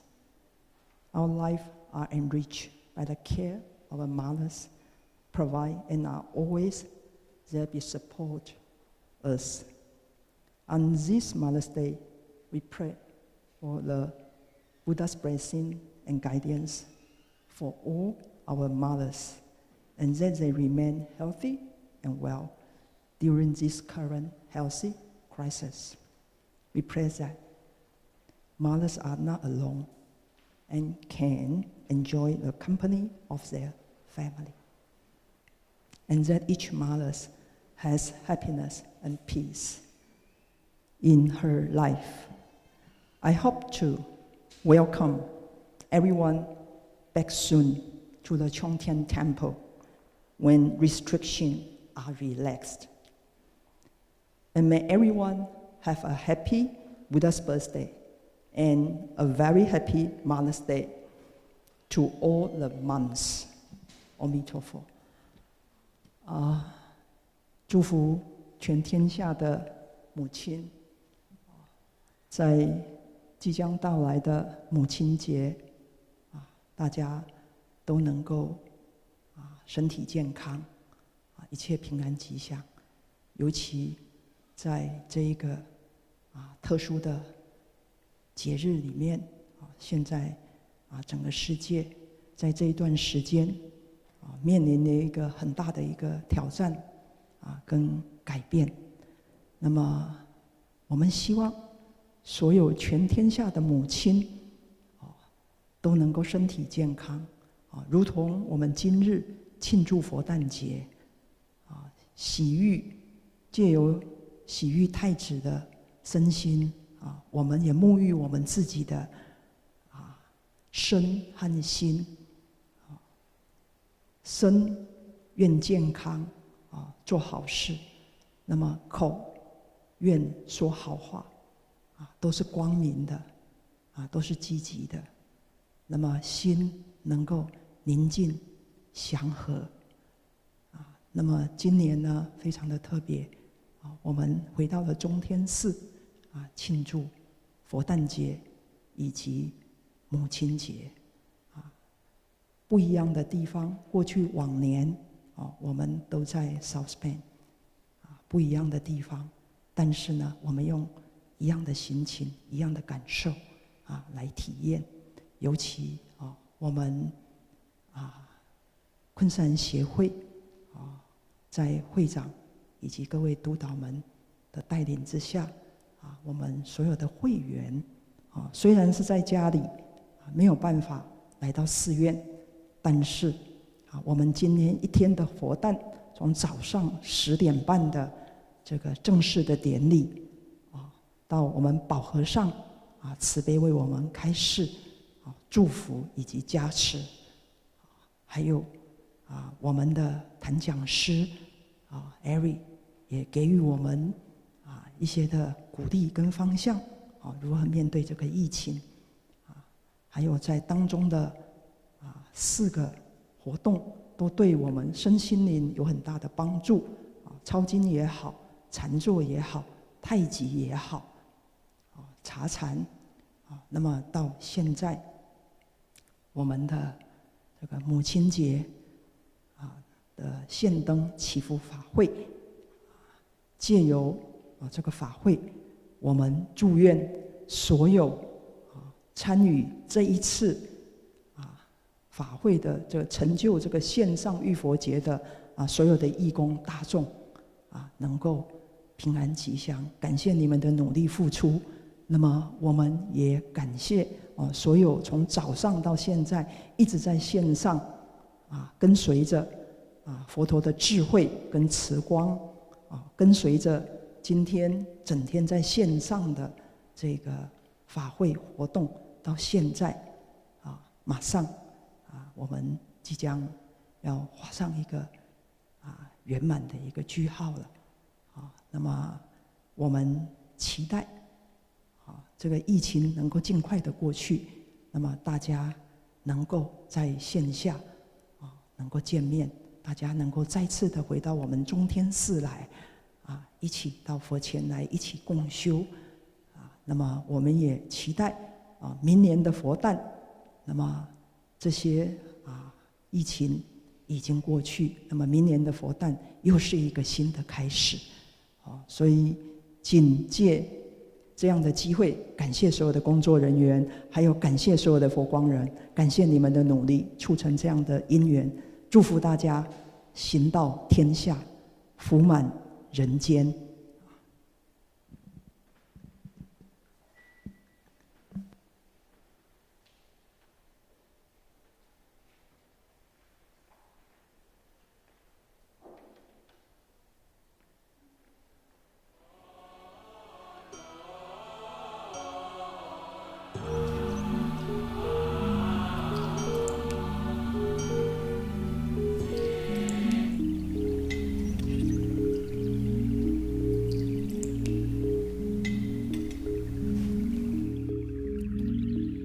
Thank you for joining the 2020 Buddha Birthday celebrations on air.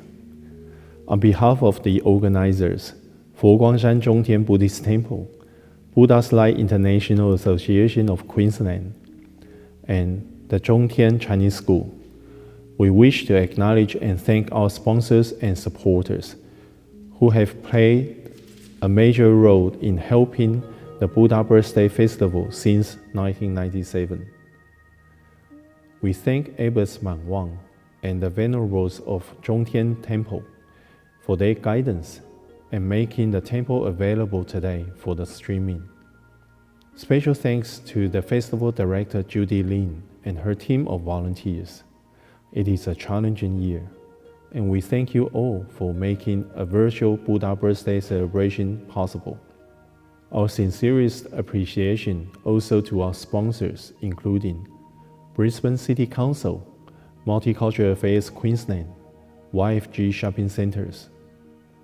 This year, Venerable Master Xing Yun, founder of the Foguangshan Buddhist Order, shared a message to all that every journey in this world is a path to happiness. Until we meet again to celebrate 2021 Buddha Birthday Festival, please stay safe, and may each of you, your family, and friends be blessed by Buddha's compassion and have peace and harmony in your life. To all the moms, Happy Mother's Day, and may everyone have a happy Buddha birthday. 阿弥陀佛。